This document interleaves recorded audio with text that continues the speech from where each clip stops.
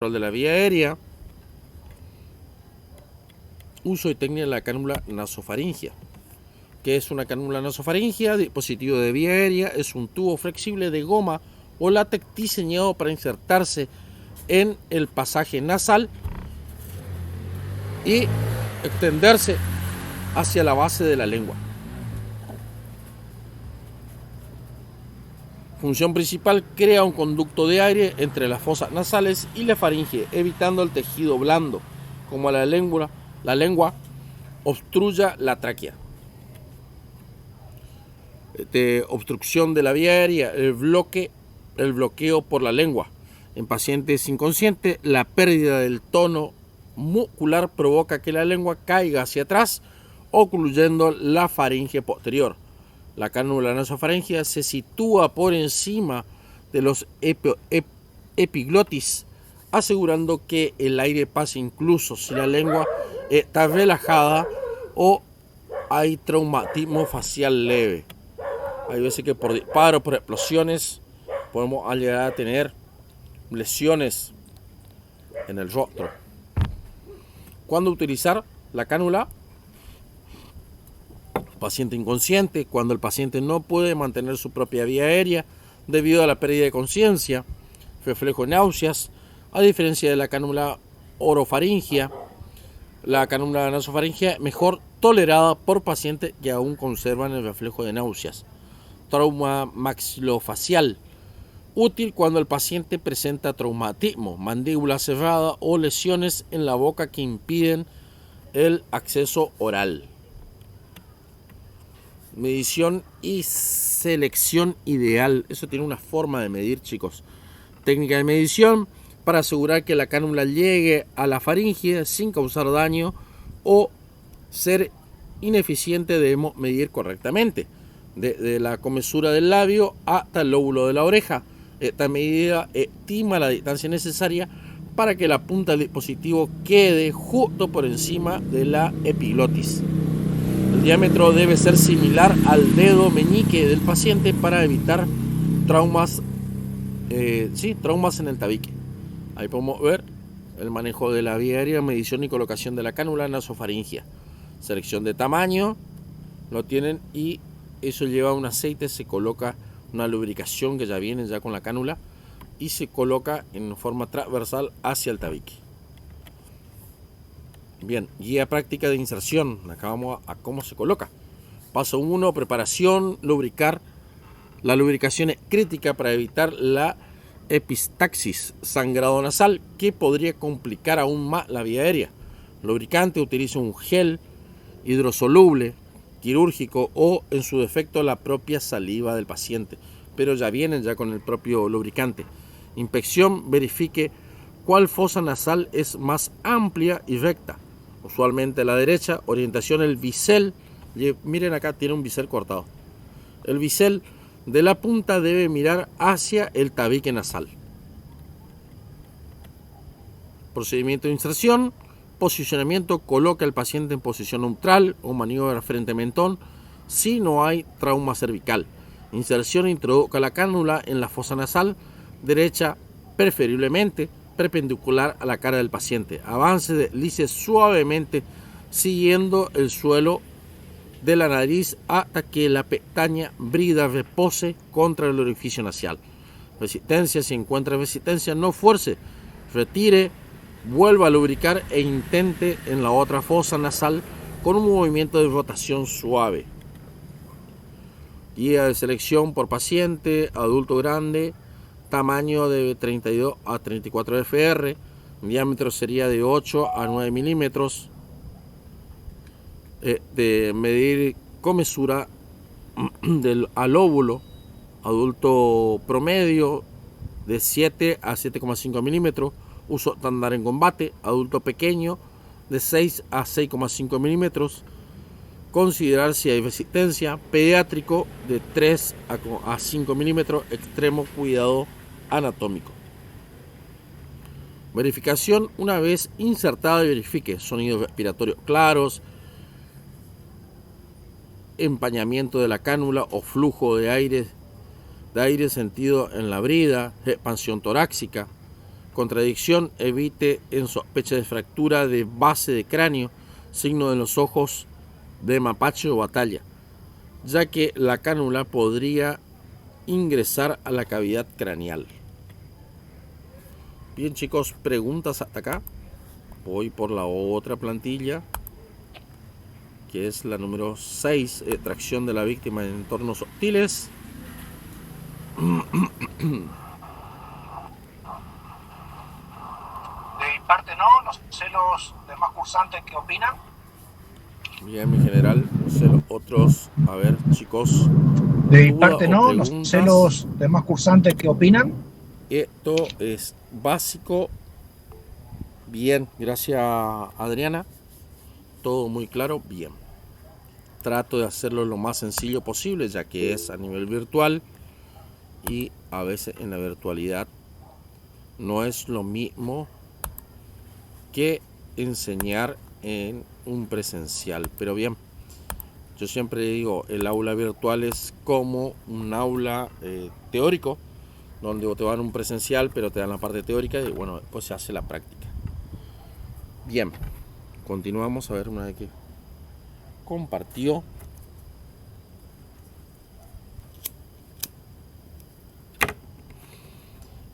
Bien, tenemos tracción de las víctimas en entornos hostiles.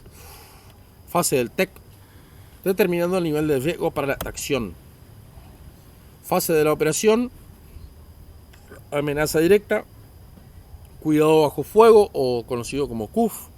La prioridad es el fuego de supresión. La tracción debe ser inmediata, rápida y sin tratamiento médico previo, excepto torniquetes si es posible. Amenaza indirecta, cuidado en campo o conocido como TFC. Existe cobertura o la amenaza no es inmediata. Se estabiliza la hemorragia masiva con el protocolo MARCH, letra M, antes de la tracción planeada. Prioridad de velocidad versus seguridad en presencia de un tirador activo. La velocidad es seguridad. Se prioriza salir de la zona caliente. Aprovechamiento del terreno, utilizar cada estructura sólida como cobertura durante el movimiento. Comunicación, coordinación táctica obligatoria antes de iniciar cualquier movimiento de la víctima. Regla de los 10 segundos, minimizar el tiempo de posición durante el arrastre manual. Acá tenemos un arrastre individual, técnica de arrastre por ropa, sujetar firmemente la zona de los hombros o el arnés del chaleco táctico, mantener el centro de gravedad bajo, arrastrar de espalda la zona de cobertura mientras se mantiene la vigilancia táctica. Tracción en binomio, carga de 2 personas o fire and aft. Recatita 1 sujeta por debajo de las axilas, recatita 2 sujeta por la rodilla o pierna, levantamiento coordinado para movimiento rápido a pie.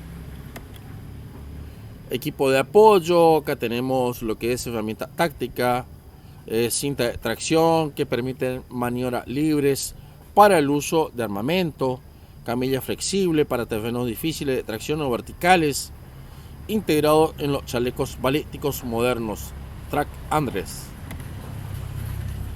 Comúnmente la camilla flexible es la camilla táctica, hecho de lona se hace eso. Bien, tiempo de zona roja. Tenemos 60 segundos, general 60 segundos, objetivo de tracción manual. En un entorno de tirador activo, el tiempo promedio de posición durante una maniobra de arrastre debe ser inferior a 1 minuto para minimizar la probabilidad de nuevas bajas. Uso de cobertura versus la ocultación. Acá tenemos protege a los proyectiles, muro, vehículos, motores, etc. Ocultación solo impide ser visto, humo, arbustos, cortinas. Durante la tracción, el rescatista debe planear la ruta de cobertura en cobertura. Tenemos regla de tracción. Seguridad, no crear una segunda víctima. Si el fuego es abrumador, esperar supresión. Simplicidad, en el estrés de combate, las maniobras simples arrastre superan a la complejidad. Agarre, asegurar, punto de agarre sólido, arnés, cinturón, axila, no arrastrar por brazos. 4. plan de saber exactamente dónde está el punto de cobertura antes de levantar a la víctima.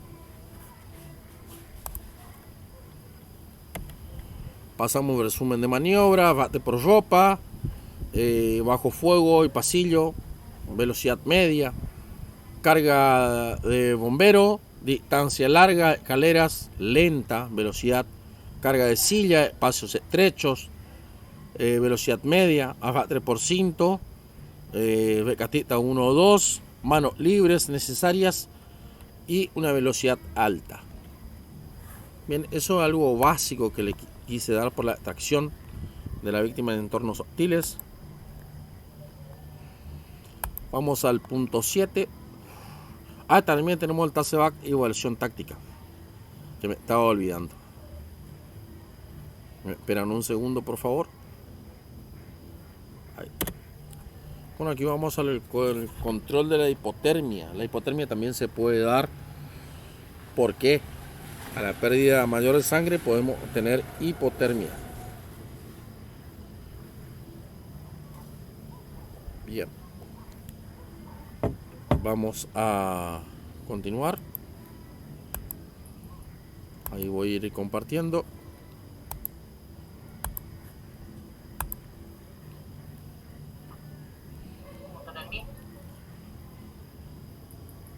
Ahí vamos compartiendo. Bien. Aquí vamos con el control de la hemorragia de hipotermia, la letra H, que en los casos de tirador activo se puede llegar a dar. La letra H, el protocolo MARS, la amenaza invisible. La hipotermia es la compilación más prevenible y a menudo ignorada en el trauma táctico. No se trata solo de frío extremo, sino de la pérdida de capacidad del cuerpo para generar calor. Impacto de supervivencia. Un paciente con hipotermia tiene la probabilidad drásticamente menor de sobrevivir a una hemorragia debido a la falla en los mecanismos de coagulación. Ahí tenemos la triada de la muerte. El trauma severo desencadena un ciclo letal donde cada factor alimenta al siguiente. Hipotermia reduce la actividad enzimática. Coagulopatía, la sangre no coagula por debajo de los 35 grados centígrados. Acidosis, el metabolismo anaeróbico reduce el pH. Esa es la triada de la muerte como tenemos en la imagen. Seguimos a factores de riesgo, factores internos, pérdida de sangre, menos volumen sanguíneo significa menos transporte de calor. El shock disminuye a la termorregulación central. Factores externos, el entorno, suelo de hormigón frío, humedad, sudor, lluvia y exposición prolongada durante el triage o la extracción segura. Elementos de control. Tenemos mantas térmicas aluminizadas para reflejar el calor radiante. Por ejemplo, con manta de burbuja o calor químico, aislamiento, colchoneta o ropa seca para separar a la víctima del suelo, gorro, capucha. El 40% del calor se pierde por la cabeza, las axilas y las partes privadas o partes íntimas. Por ese lado nosotros vamos a irradiar más calor. Vamos a perder mucho más rápido el calor, mejor dicho. Pilares de la técnica. Punto 1, prevenir, evitar la pérdida de calor por convección y conducción, quitar ropa húmeda de inmediato. Punto 2, aislar, colocar barreras entre el paciente y el entorno frío, por ejemplo, suelos, el suelo o el piso.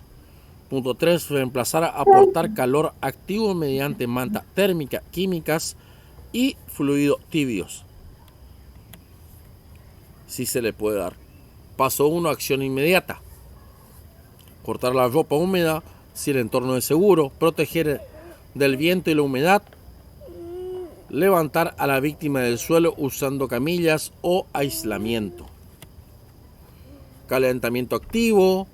Ahí, por ejemplo, tenemos toma fotográfica de una manta térmica que se compra por Mercado Libre, está alrededor de 10.000 pesos aproximados. Yo lo había visto hace principio de año, 8.000 pesos.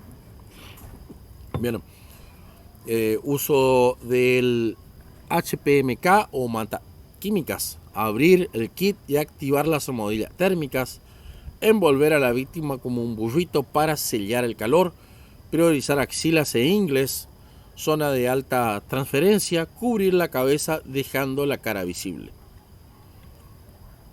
El suelo, el enemigo olvidado. Conducción térmica. El cuerpo pierde calor 25 veces más rápido en contacto con superficies frías o agua que con el aire seco. Maniobra crítica. Si no hay camillas, use mochila, chalecos tácticos o cartón para crear una barrera física contra el suelo.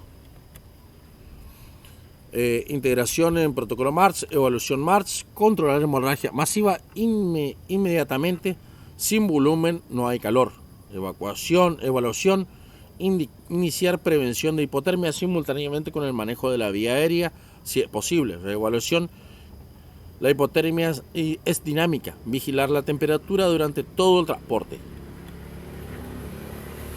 Bien, acá tenemos una efectividad de la intervención, una plantilla, estado de temperatura, efecto de coagulación y tasa de supervivencia. Normal 37 grados, 100% eficiente en coagulación, tasa de supervivencia alta, hipotermia leve con 35 grados, reducción, fíjense, 2 grados la diferencia, hipotermia leve 35 grados y tenemos una reducción del 25% de coagulación y la tasa de supervivencia moderada. Ya cuando pasamos al 32 grados, que hay una hipotermia grave, falla masiva en la coagulación y la tasa de supervivencia baja, muy crítica. Aislamiento temprano, prevención activa, coagulación, incremento del 40% de supervivencia. Fíjense la diferencia, pero por 1 o 2 grados, y parece que por ahí alguno no se da cuenta. Voy a leer mensajes. A ver. Estoy de regreso, Jorge. Voy a instalar el servicio y ya regresé. Dale. Voy. Después me encargo yo, tranquilo. Volví para que no. No hay problema. Estoy de regreso, Jorge. Voy a instalar el servicio y ya No hay regresé. problema, Alfredo. Bien, chicos. Después me Voy encargo con yo, el TASEVAC y volví para evaluación que no. táctica. Que el final Yo después ya se en lo la entrego clase. a la clase nuevamente al instructor Sí, ahí, gracias. Alfredo. Bien, vamos a ir abriendo. Esperan un segundo, aquí vamos a ver lo que es el TASEVAC y la reevaluación de la víctima. Porque no es solo yo le coloco torniquete, le llevo a la zona segura. No es solo eso, una vez le hice los primeros auxilios tácticos y ya está. Espero que venga los servicios de emergencia en los entornos urbanos. TASEVAC, cuidado durante la evacuación táctica. ¿Qué es el TASEVAC? Bien. Ay, se me tildó un poquito de vuelta. Séanme paciente, mil perdón. Ahí estamos. Estamos de vuelta. Definición y concepto. Atención en tránsito. El TASEVAC es la tercera fase del TS3 o del TEC. Representa el cuidado priorizando mientras la víctima es transportada por cualquier medio, vehículo, aeronave o barco, hacia un nivel de atención superior, que serían los centros de asistencia médica, hospitales, centros de salud, etc. Equipo de campaña, por ejemplo, tenemos postos sanitarios en las zonas rurales. CASEVAC o MEDEVAC. CASEVAC, evacuación en vehículos no médicos de combate o, por ejemplo, lo trasladaban en una camioneta, en el patrullero. MEDEVAC, evacuación en plataforma médica especializada con personal y equipo avanzado. Eso ya sería lo que es ambulancia. Evacuación táctica en zona segura. Al llegar a una zona segura o plataforma de evacuación, se debe realizar una evaluación exhaustiva antes y durante el transporte. Reevaluación en el organismo MARCH completo. Monitorizar los signos vitales, pulso, respiración, saturación en sangre, etc. Completar la documentación, que es la tarjeta tipo TEC o TS3. Asegura a la víctima para el movimiento, o asegurar a la víctima para el movimiento. Bien, la guía del TASEVAC, MARCH, hemorragia, vía aérea, respiración, circulación e hipotermia. base del tratamiento táctico. Pues tenemos el protocolo PAU, que nos lo vamos a dar, que es el cuidado prolongado de la víctima, que es dolor, antibióticos, heridas y férulas. Cuidado intensivo. Manejo de la vía aérea, porque estamos dando, por eso le doy el MARS. Quedo en el MARS, ¿por qué? Porque estamos hablando de un entorno urbano. Ahora, cuando sea un entorno rural, ya podemos hablar en otra clase de lo que es el protocolo PAU. Manejo de la vía aérea y hemorragia. En el TASEVAC las intervenciones se vuelven más definidas. Conversión de torniquete, evaluar si el torniquete puede ser reemplazado por un vendaje de presión.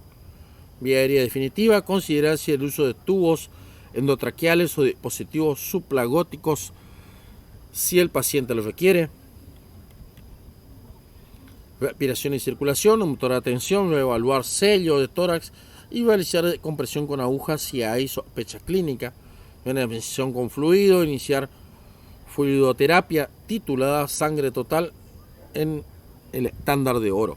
Ese ya lo va a realizar un médico o un enfermero, personal, personal de salud. Prevención de hipotermia, utilizar mantas térmicas activas y fluido caliente, si el caso lo requiere. Manejo del dolor en PAU. Opciones analgésicas, manejo del dolor crucial en el transporte, opciones según el TEC o TS3. Tenemos la ketamina, el OTFC y el Pilpac, paracetamol o meloxicam. También fentanilo 800 miligramos podemos utilizar. Acá tenemos documentación, tarjeta TEC, con comunicación de la información. La documentación es una intervención médica. En la tarjeta TS3 debe acompañar a la víctima, identificación de la víctima, mecanismo de lesiones, intervenciones realizadas, hora del torniquete, medicamento administrado, dosis y hora, si lo requiere. Por eso le digo, si lo requiere. Estamos hablando de un entorno urbano, que es totalmente diferente. Equipamiento de evacuación, camilla rígida, tabla rígida. Generalmente se utiliza lo que es camilla táctica. Plataforma de carga, aseguramiento en vehículo táctico, plataforma aérea, evacuación rápida a larga distancia. Acá tenemos un resumen de la fase de del TEC o el TS3. Tenemos el Car on Fire, bajo fuego directo, control de hemorragia masiva, torniquete. Tactical Fight Car, fuego indirecto, cobertura, algoritmo March completo o protocolo March completo. TASEVAC Car, durante la evacuación, March y PAU y reevaluación constante. Bien, chicos, preguntas o dudas hasta acá.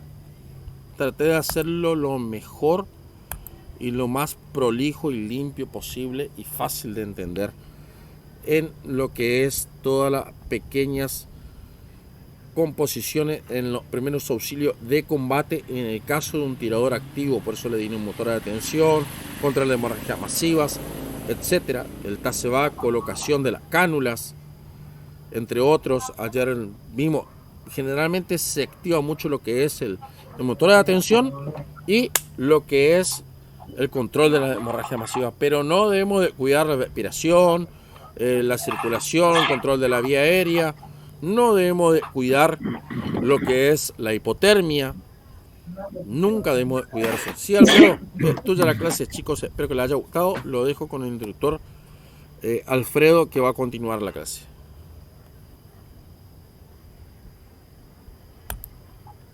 Bien, antes que nada, mil disculpas por haber salido a la disparada. Disculpen por ahí, eso no se estira. Tenía que cubrir un servicio, voy a aportar. Bien, antes que nada, mil disculpas por haber salido a la disparada. Disculpen por ahí, eso no se estira. ¿Cuánto tiempo nos queda, Jorge? Tenía que cubrir un servicio, voy a aportar a la gente y me volví. 10 minutos. Me volví a la disparada, así que bueno, ahí estamos de regreso. ¿Cuánto tiempo nos queda, Jorge? Más protocolos sobre tiradores activos y demás. 10 minutos, bueno. Yo creo que hablar sobre más protocolos sobre tiradores activos y demás, redundar un poco sobre lo mismo, porque el protocolo de tirador activo en el centro educativo va a ser casi lo mismo. No hay que negar la realidad innegable que hoy por hoy a nivel global o por lo menos en Latinoamérica, más de 30 tiroteos de escala escolar. las estadísticas que tenemos son alarmantes, porque por ejemplo, en Estados Unidos tenemos más de 30 tiroteos escolares en lo que fue del año 2024-2025. Tienen un 20%, ¿sí?, de aumento dramático en los incidentes en estas últimas 2 décadas, que estamos hablando de los últimos 20 años, ¿sí? O sea que el número de incidentes de un tirador activo en la escuela ha ido aumentando drásticamente en las últimas décadas. ¿Por qué? Porque eso ha creado una crisis en lo que respecta a la seguridad. Ahora, esos impactos son impactos devastadores. ¿En qué sentido? ¿Por qué digo impactos devastadores? Porque la pérdida de vidas jóvenes, el trauma duradero para los estudiantes, los que estaban en esa situación, para el personal docente, las comunidades enteras, es complicado. ¿Me entiendes? O sea, no todas las personas quedan bien después de un hecho de esa envergadura. Ahora, la pregunta que nosotros nos tenemos que hacer siempre, si nosotros estamos preparados, ¿cómo preparamos, o sea, cómo nos preparamos, o si estamos preparados para proteger nuestra vida ante una amenaza de un acto de violencia en ciudadano activo en cualquier lugar de trabajo, en cualquier establecimiento educativo, y si estamos en condiciones de brindar la ayuda necesaria?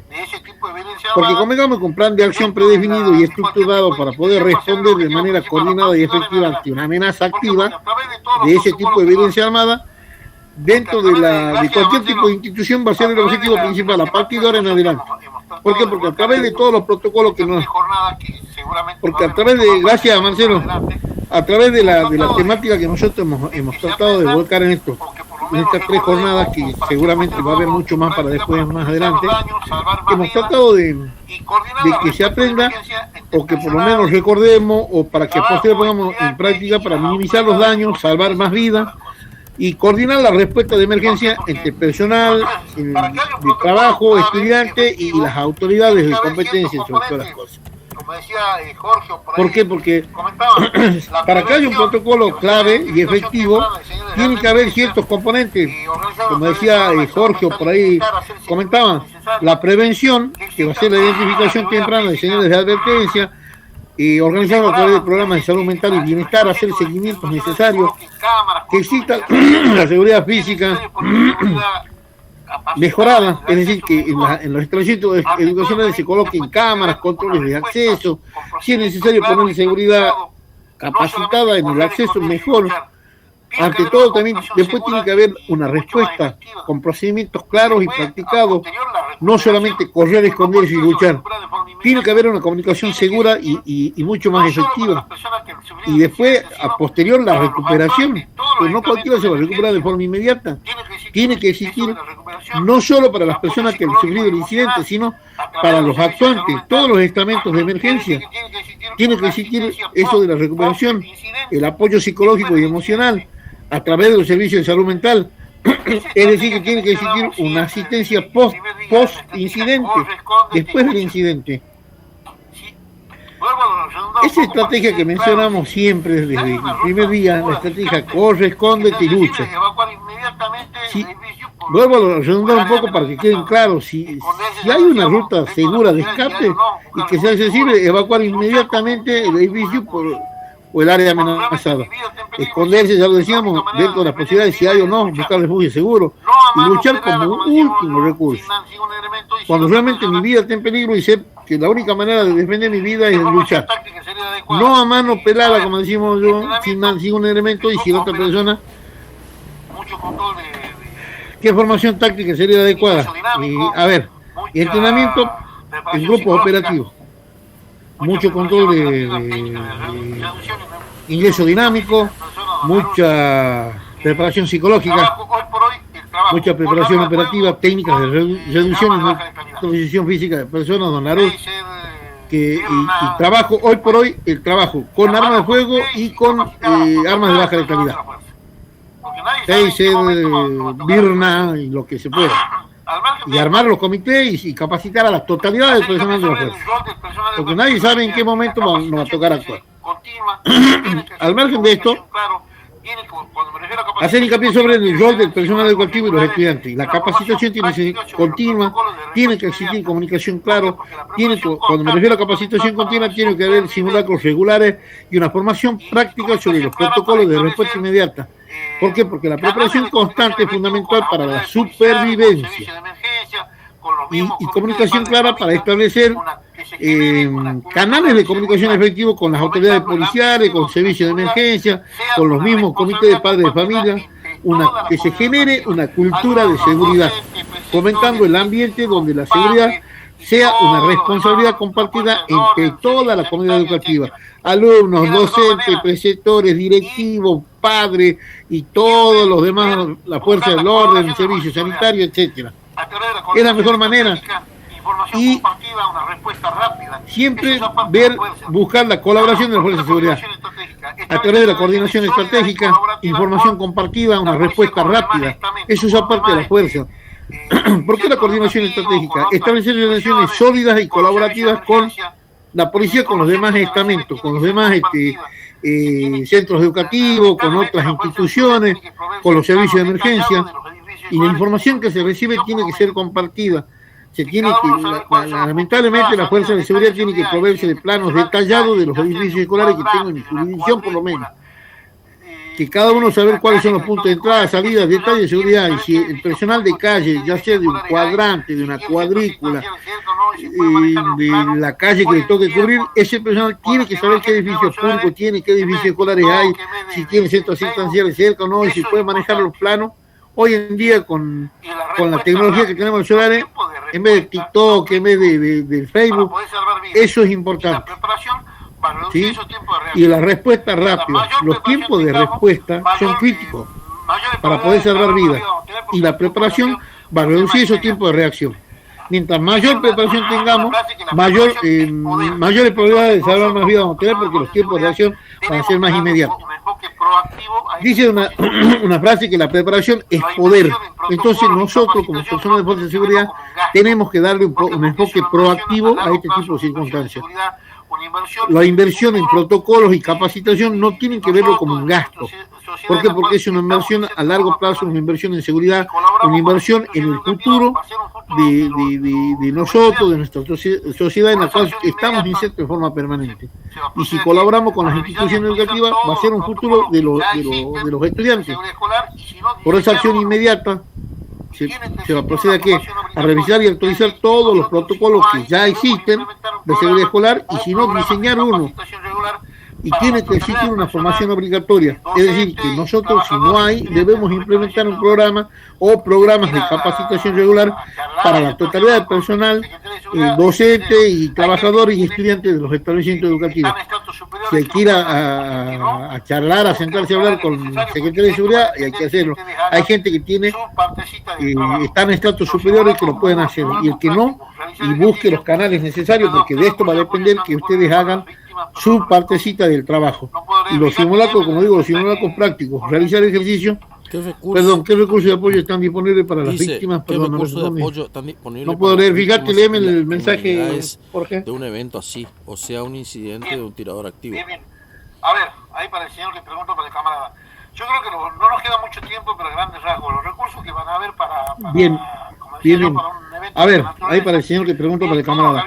Yo creo que no nos queda mucho tiempo, pero a grandes rasgos, los recursos que van a haber para como decía yo, para un evento de esta naturaleza, todos los gabinetes psicológicos. En la fuerza tenemos los gabinetes psicológicos, psicopedagógicos para las personas de fuerza. Afuera, toda institución, por ejemplo, si hablamos de institución educativa, tienen y trabajan en forma paralela con los centros de salud. En los centros de salud hay personal, hay gabinetes psicológicos para que trabajen en ese tipo de eventos. Y si nosotros vamos a hacer puntapié, vamos a iniciar capacitaciones, vamos a generar eso, y hay que poner a disposición todo lo que podamos, o generar esa disposición, esos entes gubernamentales, gente que trabaje para el Estado. Perdón, otra pregunta que tenía por ahí, no la vi, perdón. Bien. ¿Tenía otra pregunta, Jorge? No sé qué pasó. Ahí te leo. No. Así, ¿qué tiempo se debe tener para realizar? Tenía otra pregunta, Jorge, no sé qué pasó. Educación y salud. Y miren, chicos, a ver, el tiempo primero que se debe coordinar entre las tres instituciones. Bien. Segundo, se puede entrenar o se puede hacer el simulacro, no necesariamente solo con la fuerza de seguridad y ambulancia.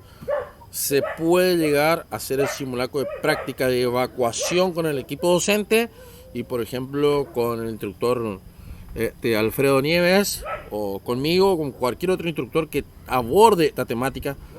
Se puede hacer el simulacro primero con el personal del centro educativo, estar acorde y hacer los simulacros con los niños, o si hay adolescentes en un centro secundario o centro primario. Se hace la evacuación, se puede enseñar lo que es la parte de la medicina táctica, cómo hacer un torniquete improvisado, toda una enseñanza previa para después hacer el simulacro de evacuación con heridos, etcétera. Una vez que se realiza este tipo de entrenamiento, es simple. Las autoridades, lo que es la parte gubernamental en municipalidades, provincia, nación, van a observar eso.